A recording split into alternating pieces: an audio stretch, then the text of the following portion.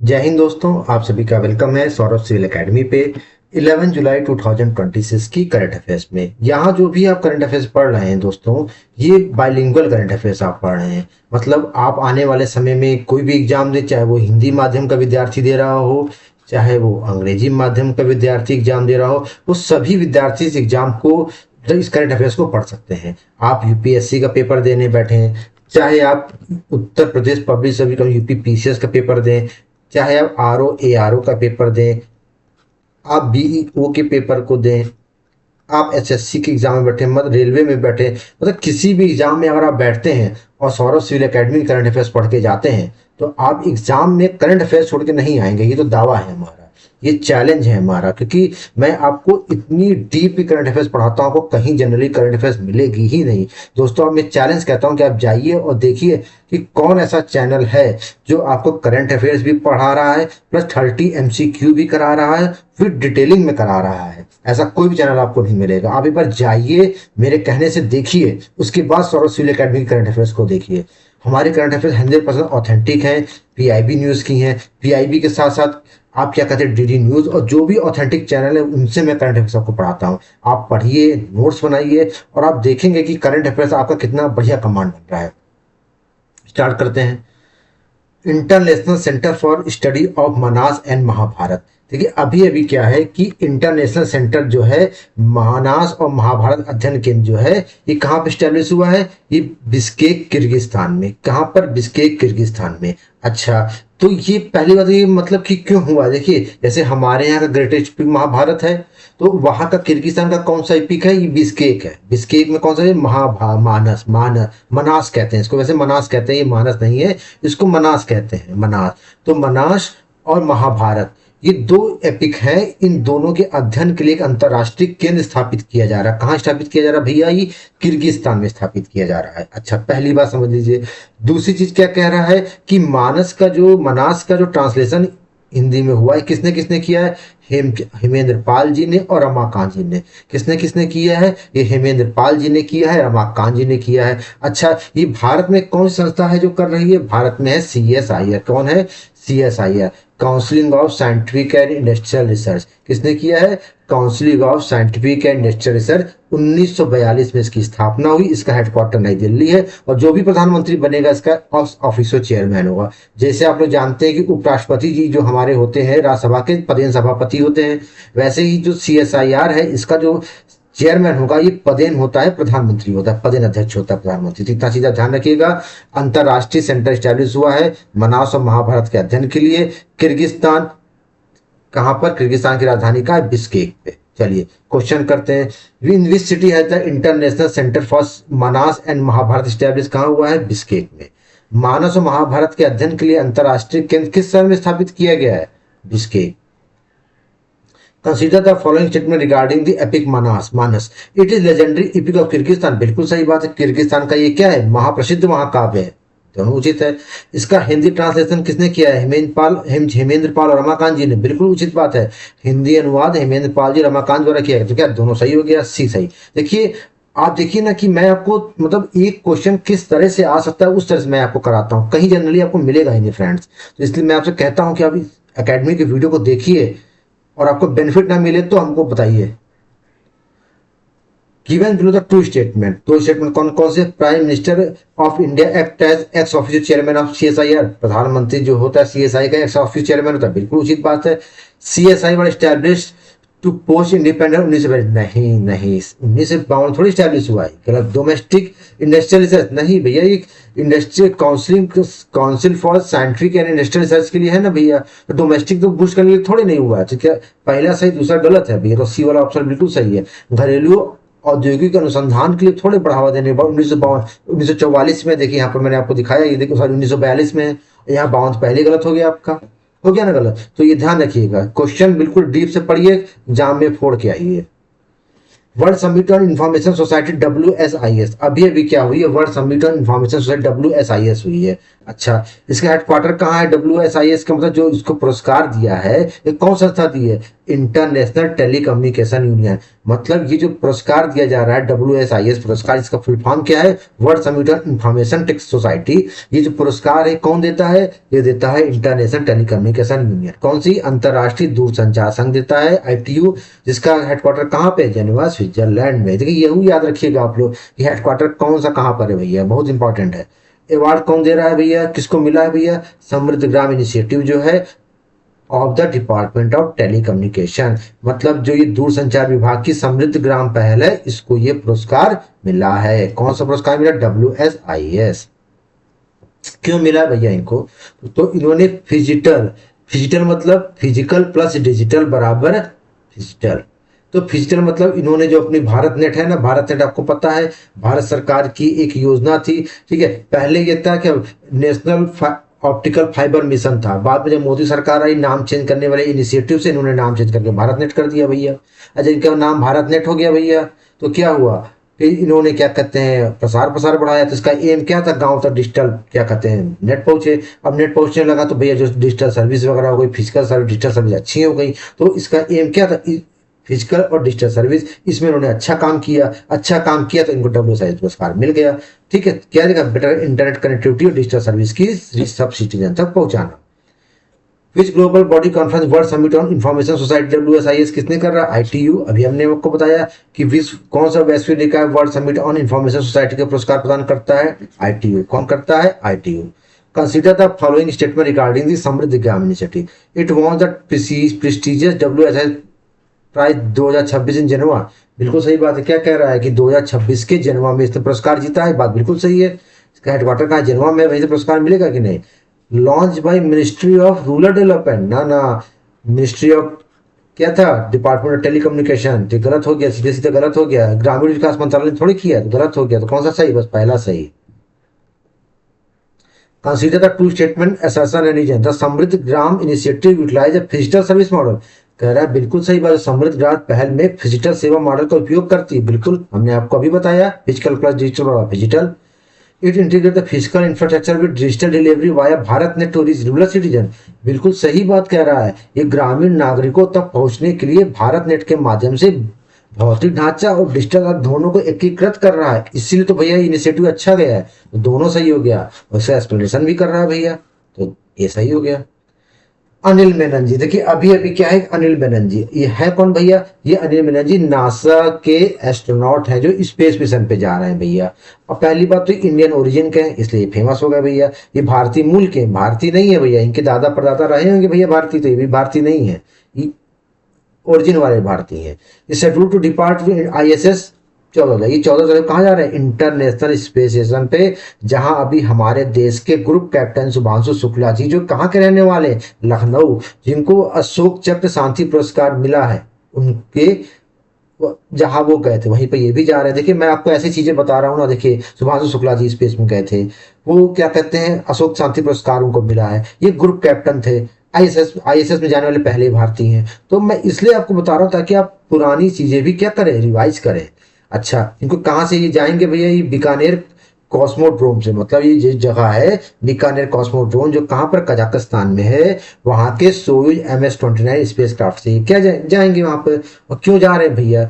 जा रहे हैं भाई स्पेस में रिसर्च वगैरह करने जा रहे हैं। इसके पहले इन्होंने ऑपरेशन एंड्यूरिंग फ्रीडम में भी काम किया है, मतलब इन्होंने एंड्यूरिंग फ्रीडम में भी अपनी सेवाएं दी हुई हैं। तो Soyuz MS-29 aircraft carrying astronaut Anil Menon depart from which aircraft? अंतरराष्ट्रीय यात्री अनिल मेनन को ले जाने वाले सोयूज 29 अंतरिक्षयान को किस स्पेस पोर्ट से रवाना होगा? बीकानेर कॉस्मोड्रोम, बताया मैंने अभी आपको। Consider the following statement regarding astronaut Anil Menon, he is astronaut of the Indian origin selected by European agency. गलत जवाब, मैंने बताया ना यूरोपियन एजेंसी तो है नहीं, तो क्या होगा? सीधे सीधे गलत हो गए, गलत हो गया। अभी अभी आपको मैंने बताया है ना, वो यूरोपीय एजेंसी द्वारा चुने गए भारतीय मूल के अंतरिक्ष यात्री। गलत जवाब। He serve military operation like Operation Enduring Freedom. हाँ ये बात सही है भैया कि ऑपरेशन एंड्यूरिंग फ्रीडम जैसे सैन्य अभ्यासों में सेवा दी, तो क्या दूसरा सही हो गया आपका। Give below the two statement label assertion reason. Anil Menon upcoming transit to ISS utilises the Russian Soyuz aircraft. क्या कह रहा है कि अनिल मेनन जो जा रहे हैं वो रसिया के एक स्पेस स्टेशन आईएसएस में जा रहे हैं और यूटिलाइज किसको कर रहे हैं, रशियन का सोयूज, सोयूज जो है इनका जहाज जिसे जा रहा है उसको यूटिलाइज कर रहे हैं, सही बात है। The launch is taking place from Bikaner cosmodrome situation in Kazakhstan, ये बात सही है भैया, ये प्रक्षेपण कजाकिस्तान के बैकोनूर कॉस्मोड्रोम से हो रहा है, ये बात भी सही है। ये बात भी सही है कि रशिया के अंतरिक्ष यान से जा रहे हैं, लेकिन इसीलिए रशिया के अंतरिक्ष यान से जा रहे हैं इसलिए कजाकिस्तान से लॉन्च कर रहे हैं, ये बात थोड़ी सही है। सही दोनों, लेकिन एक्सप्लेनेशन नहीं कर रहा। देखिए अभी अभी एक रिपोर्ट आई है, रिपोर्ट का क्या नाम है भैया, all India survey of higher education, report का नाम क्या है, all India survey of higher education. अच्छा, इस रिपोर्ट में बोला क्या है कि इसमें जो बच्चों के इनरोलमेंट हो रहे हैं, किसमें इनरोलमेंट हो रहे हैं, मतलब हायर एजुकेशन में, वो क्या हो रहे हैं, 4.5 करोड़ हो गए। देखिए मैं आपको दिखाता हूँ डेटा कैसे पेश किया जा रहा है, डेटा कैसे पेश किया जा रहा है, क्या दिखा रहा है कि 2015 में से 15 के बीच में 32% बढ़ गया है। अब सोचिए 2015 में क्या ही बढ़ाया गया भाई, 2015 में मोदी जी आ गए तो भैया डेटा पुराना लेके दिखा दिए भैया कितना 32% इंक्रीज, और भैया दिखा दिया जाएगा कि देखिए 32% बढ़ गए हम लोग ये डेटा में। लेकिन अगर असलियत देखा जाए तो 2022-23 तब तक 0.8% इंक्रीज हुआ है। दोनों बातें ध्यान रखिएगा, 14 से 15 में 32% बढ़ गया है, और एग्रीगेट अगर 2022 से लिया जाए तो मतलब कितना, आप 0.8% बढ़े हैं। सबसे ज्यादा इन्वॉल्वमेंट कहाँ हुआ है, जहाँ जनसंख्या ज्यादा है भैया, यूपी जनसंख्या ज्यादा है, महाराष्ट्र संख्या ज्यादा है, तो पहला उत्तर प्रदेश में इन्वॉल्वमेंट बढ़ेगा नामांकन, फिर महाराष्ट्र में बढ़ेगा। टोटल 4.5 करोड़ इनरोल्ड हुआ है, जिसमें 2.5 करोड़ जो है फीमेल है, महिलाएं हैं। अच्छा, उससे भी अच्छी बात देखिए, गवर्नमेंट कॉलेज में 17% और प्राइवेट में 83%। भाई प्राइवेट कॉलेज से तो भाई उद्योगपति बनेंगे ना भैया, तो प्राइवेट में एडमिशन ज्यादा होगा ही होगा, गवर्नमेंट कॉलेज में 17% है भैया, है ना। ये रिपोर्ट एनुअली पब्लिश होती है, 2010 से 11 तक पब्लिश हो रही है रिपोर्ट, ठीक है ना। चलिए, which state record the highest number of student enrolled in latest AISSE report, नवीनतम AISSE रिपोर्ट 23-24 के अनुसार राज्य में छात्रों का नामांकन सबसे अधिक कहाँ, जहाँ जनसंख्या किसकी ज्यादा है, उत्तर प्रदेश की भैया।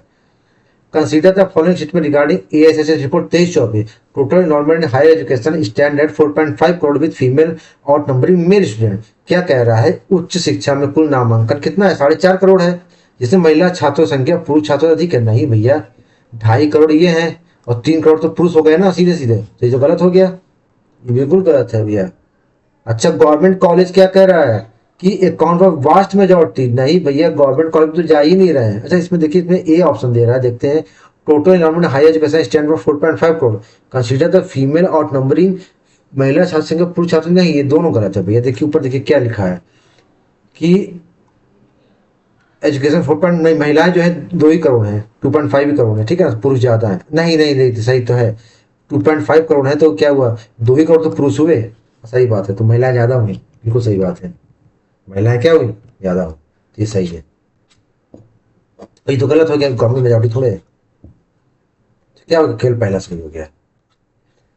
Consider the two statement, private college bear the primary numerical load of student enrolment in India higher education. क्या कह रहा है, भारत में उच्च शिक्षा क्षेत्र में निजी कॉलेज छात्र नामांकन का प्राथमिक संख्यात्मक भाव बढ़ाते हैं। बिल्कुल सही बात है, निजी कॉलेज पैसा भी लूट रहे हैं भैया खूब अच्छे से, महंगी महंगी फीस तो है भैया, है ना, और भैया नामांकन भी ज्यादा है भैया।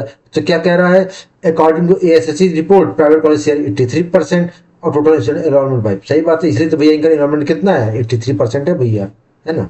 तो ए भी दोनों सही है, इसका क्या है, व्याख्या भी कर रहा है। इजिप्टियन वल्चर एक्सटिंक्ट इन साउथ इंडिया, देखिए बहुत ही दुख की बात है, इजिप्टियन वल्चर, अगर आप देखेंगे इजिप्टियन वल्चर तो क्या है कि ये विलुप्त हो रहा है दक्षिण भारत से, दक्षिण भारत से क्या हो रहा है, विलुप्त हो रहा है, किस किस क्षेत्र में पहुंच गया है, विलुप्त हो गया भैया, विलुप्त का आकार में पहुंच गया है इजिप्टियन वल्चर, क्योंकि भाई इजिप्ट की वल्चर की तरह लगता है। इसका जो वैज्ञानिक नाम क्या है, नियोफ्रॉन पर्नोपेट्रस, क्या नाम है, नियोफ्रॉन पर्नोपेट्रस नाम है इसका। ये क्या हो गया, वर्चुअली एक्सटिंक्ट हो गया, क्या हो गया, वर्चुअली एक्सटिंक्ट हो गया है। It was historically found in Nilgiri mountain, ये कहाँ पर मिलता है, नीलगिरी की पहाड़ियों में, कहाँ पर मिलता है, नीलगिरी की पहाड़ियों में। तो ये कहाँ पर पाएंगे, नीलगिरी की पहाड़ियों में। लिस्ट है इंडेंजर्ड, अगर इसको देखा जाए तो इंडेंजर लिस्ट में अभी भी है, मतलब लुप्त प्राय होने की स्थिति में इसको IUCN रेड डेटा बुक कौन जारी करता है, IUCN। तो इसकी इसमें पहले से क्या है भैया, ये इंडेंजर्ड में ये है। अच्छा, इसके फीचर्स है, छोटा साइज है, गिद्ध कितना बड़ा बड़ा होता है, छोटा साइज का है, पतली चोंच है, चेहरा पीला है, नारंगी और पीला इसकी गर्दन है, और इसके मतलब स्पाइक जैसे हेयर है, मतलब देखें कांटेदार बाल हैं इसके। और अच्छा, ऐसा हुआ क्यों है कि इनकी संख्या कम हो गई? आपको पता होगा डाइक्लोफेनेक नाम की दवा है, जो मतलब क्या है कि जानवरों को दिया जाता है। क्यों दिया जाता है? ताकि उनको दर्द वगैरह में आराम मिल सके, जानवरों की मेडिसिन है। तो अब जानवर मर गया, अब आपको पता है कि ये जो लोग स्कैवेंजर्स हैं, अब ये दवा खाते हैं, मतलब जानवर खाए, जानवर दवा खाया, तो इससे इनकी किडनियां डैमेज हो जा रही हैं वल्चर्स की। तो वल्चर्स की किडनियां डैमेज होने से वल्चर मर जा रहे हैं, तो इसीलिए मतलब वास्ट, मतलब बहुत काफी ज्यादा मात्रा में ये क्या हो गए, एक्सटिंक्ट हो गए। ठीक है, चलिए क्वेश्चंस करते हैं इनसे रिलेटेड। पहला क्वेश्चन क्या कह रहा है, what is the scientific name of Egyptian vulture? देखिए, कभी कभी क्या है कि साइंटिफिक नेम पूछ लेता है, ऐसे साइंटिफिक नेम भी आप लोग अवश्य देखिए, क्योंकि अब जमाना वह नहीं रहा भैया सीधा क्वेश्चन पूछो सिलेक्शन हो गया जय श्री राम, ऐसा नहीं हो गया। तो दक्षिण भारत में विलुप्ति का सामना कर रहा है मिस्र का गिद्ध का वैज्ञानिक नाम क्या, नियोफ्रॉन परक्नोपेट्रस। क्या नाम है? परकोपेट्रस, ये ध्यान रखिएगा आप लोग। Consider the following statement regarding the Egyptian vulture. क्या कह रहा है? It is designated critically endangered under the IUCN red list. क्या कह रहा है कि आईयूसीएन रेड लिस्ट में क्रिटिकली इंडेंजर्ड नहीं भैया, ही तो इंडेंजर्ड हो गया भैया। क्रिटिकली इंडेंजर्ड क्या, ये इंडेंजर्ड हो गया, बात खत्म। क्या कह रहा है? गंभीर रूप से लुप्तप्राय है भैया। The drug diclofenac use in live style primary factor for इस पॉपुलेशन कहते हैं कि मैंने आपको बताया ना कि पशुधन में क्या डाइक्लोफेनेक का प्रयोग कर रहे हैं तो इनकी आबादी गिर रही, क्योंकि इनको क्या कहते हैं, रीनल फेलियर, मतलब किडनी फेल हो जा रहा है इन लोग का। क्या केवल दूसरा सही हो गया। Consider the two statement. The government India has legally banned the veterinary use of diclofenac. Government of India ने, हाँ देखिए, डाइक्लोफेनेक को बैन कर दिया क्योंकि इनकी पॉपुलेशन बहुत तेजी से घट रही है, इसलिए बैन कर दिया है। क्या कह रहा है? भारत सरकार ने डाइक्लोफेनेक के पशु चिकित्सीय उपयोग पर प्रतिबंध लगा दिया। एकदम सही बात है। क्यों? क्योंकि diclofenac causes kidney failure to vultures with can scavenges और carcasses of animal treated with. बिल्कुल सही बात है। देखिए क्या है कि मैंने आपको बताया ना कि उस पशुधन को खाते हैं जब ये, तो इनको क्या हो, शव को जब खाते हैं पशुओं के, तो इनको किडनी डैमेज हो जाती है, इसलिए तो उसको बैन किया। बिल्कुल सही बात है, बिल्कुल सही है। इंटीग्रेटेड मेन पैराशूट एयरक्राफ्ट, देखिए आप बिल्कुल ध्यान से समझिएगा। देखिए इसरो का सबसे महत्वपूर्ण मिशन कौन सा है? गगनयान। कौन सा है? गगनयान। गगनयान। अच्छा, ये इसरो कब लॉन्च करेगा? ये लगभग आप मानिए कि फर्स्ट क्वार्टर ऑफ 2027, मतलब फर्स्ट क्वार्टर, मतलब आप कह सकते हैं कि मार्च अप्रैल में मिशन लॉन्च होगा इसरो का 2027 में। तो इसके लिए इसरो क्या कर रहा है? टेस्टिंग कर रहा है। टेस्टिंग देखिए इसलिए महत्वपूर्ण टेस्टिंग है क्योंकि हम मानव को धरती से स्पेस में भेज रहे हैं। चलिए इससे तो कोई दिक्कत नहीं है, लेकिन जब वापस मानव आएगा, देखिए मान लीजिए कि अंतरिक्ष स्टेशन हो गया, ठीक, यहां से अंतरिक्ष यान गया, मान लीजिए गया, चला गया, रॉकेट से जाएगा। अच्छा, लेकिन जब वहां से ऊपर से ये होगा तो फ्री ड्रॉप होता है। फ्री ड्रॉप मतलब बिना किसी रॉकेट के फ्री ड्रॉप होगा। तो जब ये नीचे आता है तो इसकी स्पीड बहुत तेज रहती है। तो स्पीड तेज रहती है तो इसको जलने का खतरा रहता है। अगर टेम्परेचर ज्यादा हीट हो गया तो ये जल जाएगा और अंदर जो अंतरिक्ष यात्री है उनको मतलब उनकी मृत्यु हो सकती है, दुखद मृत्यु। जैसे आपको याद होगा कोलंबिया स्पेस सेंटर में हमारे देश की महान वैज्ञानिक कल्पना चावला जी का निधन हो गया था। ऐसे ही तो हुआ था, स्पेस सेंटर का ऐसा टूट गया था, बर्न हो गया था, काफी ज्यादा टेम्परेचर हीट हो गया था ना। तो इसी वजह से क्या है कि इसकी टेस्टिंग की जा रही है। तो अभी भी क्या किया गया है कि इसरो ने इसकी सफल टेस्टिंग की है, ISRO Indian space research organisation ने। अच्छा, तो क्या किया है इसरो ने, एक पैरासूट को ड्रॉप किया, डमी पैरासूट को लिया है और क्या किया है, इसको ड्रॉप डाउन किया। कहां पर किया है? श्योपुर मध्य प्रदेश में। कहां पर किया है? श्योपुर मध्य प्रदेश में इसको ड्रॉप किया है। अच्छा, इसका नाम क्या है? पैरासूट का नाम है IMAT-05। देखिए बिल्कुल ध्यान रखिए, IMAT-05 है। और क्या कहते हैं, जो IL-76 एयरक्राफ्ट है, इससे इसको लिफ्ट किया गया और वहीं से 2.5 किलोमीटर ऊपर डमी मॉडल को क्या किया गया? फ्री ड्रॉप डाउन किया गया। जब फ्री ड्रॉप डाउन किया गया पैरासूट को, तो ये ड्रॉप डाउन हो गया अच्छे से। और क्या हुआ कि ये पैरासूट से क्या हो गया? टेस्टिंग इसकी हो गई। हाँ, सक्सेसफुल टेस्टिंग हुई, मतलब अब ये सक्सेस हो गया है। अच्छा चलिए, क्वेश्चन क्या कह रहा था? IMAT-05 parachute test conducted by ISRO for Gaganyaan to place in which state? Gaganyaan के द्वारा आयोजित IMAT पैरासूट परीक्षण किस राज्य में किया गया था भैया? तो बताइए फटाक से, किसमें किया गया था? Madhya Pradesh, Sheopur district. Consider the following statement regarding main parachute airdrop at IMAT-05. It was executed utilizing an Indian Navy submarine to test underwater। गलत, ये नेवी का थोड़े भैया, ये क्या कह रहा है? पानी के भीतर प्रणालियों का परीक्षण के लिए भारतीय नौसेना पनडुब्बी। गलत, ये क्या कर system aim to ensure a soft splashdown for the Gaganyaan crew model. हाँ ये सही है कि गगनयान मिशन के जो क्रू मॉड्यूल हो, इसमें लोग जाते हैं, कैप्सूल आप कहते हैं भैया, उसके फ्री ड्रॉप डाउन को स्लो करने के लिए। स्प्लैश डाउन मतलब क्या होता है? स्पीड स्लो करना। को करेगा। ये सही हो गया, ये पहला गलत है देखिए दोस्तों, तो दूसरा सही हो गया। Heavy military transport aircraft like the IL-670, IL-6 देखे होंगे, दो ऐसे हेलीकॉप्टर, दोनों ऊपर पंखा लगा रहता है हेलीकॉप्टर में, तो उसी से इसको क्या किया है, यूज किया है ड्रॉप डाउन करने के लिए। बिल्कुल सही बात है। The IMAT test required dropping a full scale dummy mass for altitude of high cruise. हाँ बिल्कुल सही बात है। क्यों इससे किया है, क्योंकि भैया ये जहाज क्या है ना, जो ये आपका IL-76 जहाज है, ये ट्रांसपोर्ट एयरक्राफ्ट है, काफी भारी सामान ले जाने में सक्सेस है। मिलिट्री एयरक्राफ्ट है, ये यूएसए से भारत में आया था, अमेरिका से भारत में आया था, और ये मतलब काफी हैवी है, तो इसी वजह से क्या है कि इसका ड्रॉप डाउन वगैरह करा है ताकि इसकी टेस्टिंग अच्छे से कर सके। क्या दोनों सही हो गया भैया, है ना। चलिए जीआई टैग, देखिए इस समय जीआई टैग की भरमार है, तो अभी अभी क्या है कि राजस्थान की जोधपुर मोजरी को क्या है कि जीआई टैग मिला है। कितने साल पुरानी, 200 साल पुरानी जयपुर की क्या कहते हैं मोजरी है, इसको जीआई टैग मिला है। क्या, और जीआई टैग किसको दिया गया है, जोधपुर हैंडीक्राफ्ट एसोसिएशन और ग्रामीण विकास सेवा संस्थान को जीआई टैग दिया गया है। अच्छा, हरियाणा के सिरसा के कीनू को, जो कीनू होता है ना, आप लोग देखे होंगे संतरे की तरह होता है लेकिन पूरा नारंगी रंग का होता है, गहरा नारंगी, तो हरियाणा के कीनू को भी क्या जीआई टैग मिल गया है। अब जीआई टैग की बात करें तो मैंने आपको बताया कुछ चीजें ध्यान में रखनी, क्या याद रखनी है कि एक्ट कब का है, 1999 का। इनफोर्स कब लागू कब हुआ, 2003 में। पहला किसको मिला, 2004 में। किसको मिला, वेस्ट बंगाल की दार्जिलिंग टी को। इतना चीज आपको हमेशा स्टैटिक, जब भी जीआई टैग आए तो हमेशा दिमाग में आपको बैठा लेनी है कि 1999 में स्टार्ट हुआ, 2003 में लागू हुआ, 2004 में वेस्ट बंगाल की दार्जिलिंग टी को मिला। चलिए क्वेश्चन पढ़ते हैं। द फेमस 200 साल old mojari tradition football recently secured GI tag, belong to which city. किस सिटी को बिलोंग कर रहा है, जोधपुर को भैया।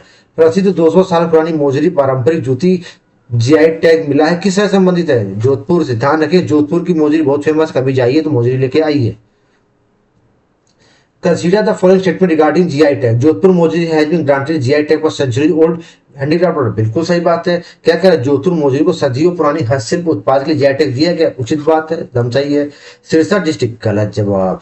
Sirsa district Punjab seeking GI tag for kinnow, Sirsa को थोड़े मिला है भैया, हरियाणा को मिला है, हरियाणा में मिला है भैया, हरियाणा के कीनू को मिला है सिरसा, ठीक है ना। तो गलत हो गया, तो क्या हो गया, पहला सही हो गया आपका। Given below two statement, GI tag help in protecting local tradition, artisan and farmer from duplicate commercial manufacturing। बिल्कुल सही बात है।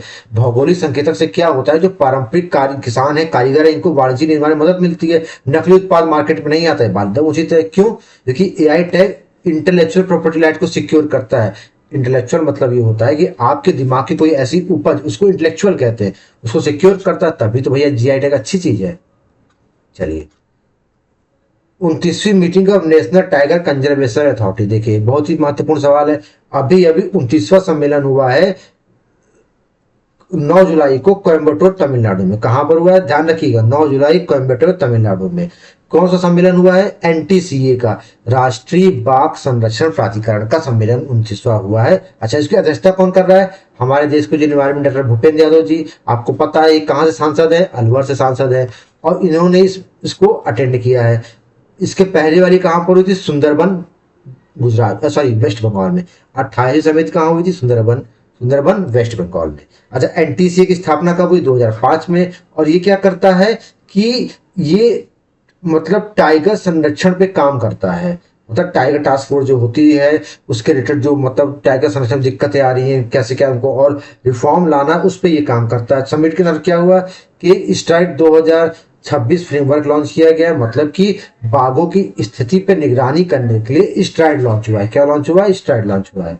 इतनी चीजें आपको ध्यान रखनी है। 29वां सम्मेलन है, एनटीसीए का है, मतलब नेशनल टाइगर कंजर्वेशन अथॉरिटी का है। भूपेंद्र यादव जी अटेंड किए। 19 जुलाई कोयम्बटूर, देखिए 9 जुलाई भूल जाइए, चलेगा। कोयम्बटूर भूल जाएंगे, नहीं चलेगा भैया, तो कोयम्बटूर याद रखिएगा। कोयम्बटूर हुआ, इसका पहला वाला वेस्ट बंगाल सुंदरबन में हुआ था। फिर 29 मीटिंग ऑफ एनटीसीए कहां पर हुई, कोयम्बटूर। राष्ट्रीय बाघ संरक्षण प्राधिकरण की मीटिंग 29वीं कहां हुई, Coimbatore. Consider the following statement regarding NTCA, it is statutory body under the ministry of environment forest and climate change. हाँ बिल्कुल सही बात है, ये पर्यावरण वन और जलवायु परिवर्तन मंत्रालय के तहत निर्मित एक वैधानिक निकाय। बिल्कुल सही बात है भैया, तब ना हमारे भूपेंद्र यादव जी गए हुए हैं। 29 एनटीसीए मीटिंग लॉन्च स्टार्ट 2026, हाँ ये बात बिल्कुल सही है। जो 29वीं एनटीसीए की मीटिंग है, इसने स्टार्ट 2026 को लॉन्च शुरू किया, ये बात भी सही, दोनों सही हो गया इसका। The union minister for environment forest and climate change serve as the head of NTCA. बिल्कुल सही बात है। क्या कह रहा है? केंद्रीय पर्यावरण और वन जलवायु मंत्री, जो क्या नाम है इनका, भूपेंद्र यादव जी, याद रखिएगा, इन्होंने इस मीटिंग की अध्यक्षता की। सही बात है। क्यों?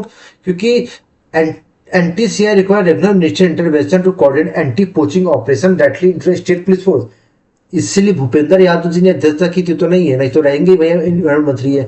क्या कह रहा है? राज्य पुलिस बलों से सीधे शिकार रोधी अभियानों के समन्वय के लिए किया है, लेकिन इसीलिए भूपेंद्र यादव जी अध्यक्षता की, ये तो नहीं सही। नहीं, ये होता तो भी करते, तो क्या सही दोनों है, लेकिन एक्सप्लेनेशन नहीं। Letter of authorisation launch for high sea fishes. देखिए अभी क्या हुआ है कि उड़ीसा में लॉन्च हुआ है एक लेटर ऑफ ऑथराइजेशन। किसके लिए ऑथराइज किया है? एक तो एक्सक्लूसिव इकोनॉमिक जोन, मतलब जैसे ये हमारा उत्कल हो गया, उड़ीसा को उत्कल कहते थे ना, तो इसके लिए एक्सक्लूसिव इकोनॉमिक जोन के लिए क्या हुआ है कि एक लेटर जारी किया है कि यहाँ पे आप डीप सी फैसिलिटी की एक्टिविटी कर सकते हैं। मतलब मछली पालन को सुगम बनाने के लिए, मछली को पकड़ने को, गतिविधि को बढ़ावा देने के लिए केंद्र सरकार ने एक प्राधिकरण मतलब ऑथराइज पत्र सौंपा है। अच्छा, किसने लॉन्च किया? अच्छा देखिए, आपको पता है हमारे देश के माननीय उपराष्ट्रपति जी है ना, central government through CP Radhakrishnan, governor नहीं भैया, ये हमारे उपराष्ट्रपति जी हैं, है ना, ये उप वीपी वाइस प्रेसिडेंट है ना, ये द्वारा सीपी राधाकृष्णन के माध्यम से, हाँ इनके माध्यम पर, गवर्नर नहीं है भैया, ये वाइस प्रेसिडेंट है हमारे देश के, ठीक है ना, सीपी राधाकृष्णन जी। चलिए, which of the following coastal state was letter of authorisation for sir high sea and EEZ. अच्छा, हाई सी देखिए बता देते क्या होता है। पहले एक्सक्लूसिव इकोनॉमिक जोन होता है, उसके हाई सी होता है यहाँ पर, ठीक है ना, ध्यान रखिएगा चीज। तो विच कोस्टल स्टेट वाला लेटर ऑफ ऑथराइजेशन मिला है? किसको मिला भैया? उड़ीसा को। उच्च समुद्र और ईईजेड एक्सक्लूसिव इकोनॉमिक मत्स्य पालन सतत उपयोग के लिए प्राधिकरण किस तटीय राज्य में लॉन्च किया गया? उड़ीसा में। Consider the following statement regarding the letter of authorisation. It aims to promote unregulated fishing activities beyond the territory. नहीं भैया, ये अनियमित थोड़े, ये ऑथराइजेशन लेटर तो इसलिए दिया गया ना कि जलीय क्षेत्र से परे अनियमित मछली पकड़ने की गतिविधि बढ़ावा देना थोड़े, रोकना है भैया, तो गलत हो गया। It address resources utilisation inside the EEZ. हाँ ये बात सही है, विशिष्ट आर्थिक क्षेत्र में समुद्री संसाधनों का उपयोग करने के लिए किया गया, ठीक है, सही है बिल्कुल, पहला वाला। चलिए, क्या हो गया? केवल आपका बी ऑप्शन सही हो गया। चलिए नेक्स्ट करते हैं। Nation regulate their fishermen even in the international high seas by official authorisation mechanism. हाँ ये बात सही है। क्या कह रहा है? देश अधिकारी प्राधिकरण तंत्र के माध्यम से अंतरराष्ट्रीय उच्च समुद्रों में भी अपने मछुआरों को विनियमित करता है, मतलब लेटर जारी कर देता है तो मछुआरे वहां काम करते हैं। बिल्कुल सही बात। क्यों करते हैं भैया? क्योंकि समुद्र संसाधन सीमित हैं और कुछ वैश्विक प्रतिबद्धताएं भी है, मतलब कि वैश्विक स्तर पे जो मीटिंग वगैरह होती हैं, मतलब समुद्री जो कन्वेंशन बने हुए हैं उसके तहत भी क्या हुआ है कि कुछ प्रतिबंध है। इसके इसीलिए क्या है कि ऑथराइजेशन के बाद ही वो लोग क्या कर सकते, मछली पकड़ सकते थे। एक सही दोनों से इसका एक्सप्लेनेशन होता है। सौरभ गांगुली, देखिए बहुत ही इंपॉर्टेंट सवाल, बहुत ही अच्छा बात। सौरभ गांगुली जी भारत के सबसे सफल कप्तानों में से एक सौरभ गांगुली जी की प्रतिमा जो है कहाँ लग गई है? आईसीसी हॉल ऑफ फेम में। कहाँ पर लग गई थी? आईसीसी हॉल ऑफ फेम में। और ये 12वें ऐसे खिलाड़ी हैं जिनकी प्रतिमा आईसीसी हॉल ऑफ फेम में लगी है। आप लोग को याद होगा लॉर्ड्स के मैदान में इंग्लैंड को जब उन्होंने हराया था, अपनी टी शर्ट लहराई थी, वो सीन सोचिए, जो भी उस समय की जनरेशन के लोग क्रिकेट देखते थे और आज भी मतलब सोचिए वो तस्वीर लोगों की मनों में जिंदा दिल है, सौरभ गांगुली जी की दादा, ठीक है। तो अच्छा, इसके पहले क्या है कि देखिए इनकी ऑटोबायोग्राफी भी अनाउंस हुई दादा, जिसमें राजकुमार जो एक्टर हैं, राजकुमार राव जी, सॉरी, हाँ राजकुमार राव जी, वो इसमें क्या कर रहे हैं? अभिनय कर रहे हैं दादा में। अच्छा, और क्या कह रहा है कि यहाँ 11वां किसको मिला था? MS धोनी जी को मिला था। तो इसके पहले जो 11वें हॉल ऑफ फेम किसके? MS धोनी जी को मिला था। और आपने नाम सुना होगा, क्या कहते हैं कि डायना एडुल्जी जो है ये पहली भारतीय महिला क्रिकेटर थी जिनको इस हॉल ऑफ फेम में शामिल किया गया। चलिए क्वेश्चंस करते हैं। Which among the following the 12 Indian cricketer inducted in ICC Hall of Fame? निम्नलिखित में आईसीसी हॉल ऑफ फेम में शामिल होने वाले 12वीं क्रिकेटर कौन है? सौरभ गांगुली, अपने दादा भैया, बंगाली दादाजी। Consider the following statement regarding the ICC hall of fame. Saurav Ganguly latest edition who famous book is century not. हाँ ये बात सही है, ये भी याद रखिएगा। इनकी किताब है जिसका नाम है a century is not enough, इनकी बुक का नाम है, ये भी याद रखिएगा। सौरभ गांगुली जी की किताब है और मतलब बुक है a century is not enough. Diana Edulji hold the record of being first female cricketer to be inducted. हाँ, ये भी बात सही है। डायना एडुजी जी क्या है, पहली क्रिकेटर है। डायना एडुजी के नाम पहली भारतीय महिला क्रिकेटर पर रिकॉर्ड शामिल है, बात बिल्कुल उचित है। क्या हो गया, तो ए सही और बी सही, मतलब सी वाला करेक्ट हो गया। ICC hall of fame recognise the achievement of legendary cricket player throughout the history. ICC hall of fame इतिहास भर में महान क्रिकेट खिलाड़ी की उपलब्धि को मान्यता देता है, बिल्कुल सही बात है। बिल्कुल सही बात है भाई, महान खिलाड़ी की तो मूर्ति लगती है। काहे ऐसा होता है भैया, induction of solely decided based on total number of centuries, नहीं ऐसा नहीं है, सेंचुरी से डिसाइडेड नहीं होता है, बिल्कुल गलत बात। कह रहा है हॉल ऑफ फेम में शामिल करने के लिए घरेलू प्रथम श्रेणी क्रिकेट किसी बल्लेबाज द्वारा कुल शतकों की संख्या, शतक की संख्या आधार पर नहीं किया जाता है, ये चीज गलत है। केवल एक सही, सॉरी तो इसमें क्या हो गया, केवल सी सही, ए सही है। चलिए 11वां सवाल देखिए यार, थोड़ा ज्यादा है, एक लास्ट टॉपिक और कर लीजिए। लेंडर पेस, देखिए आपकी लेंडर पेस बहुत ही महान खिलाड़ी है हमारे भारत के। इनको क्या किया है, टेनिस हॉल ऑफ फेम में भी इनको मतलब इनकी मूर्ति लगी हुई है इनकी।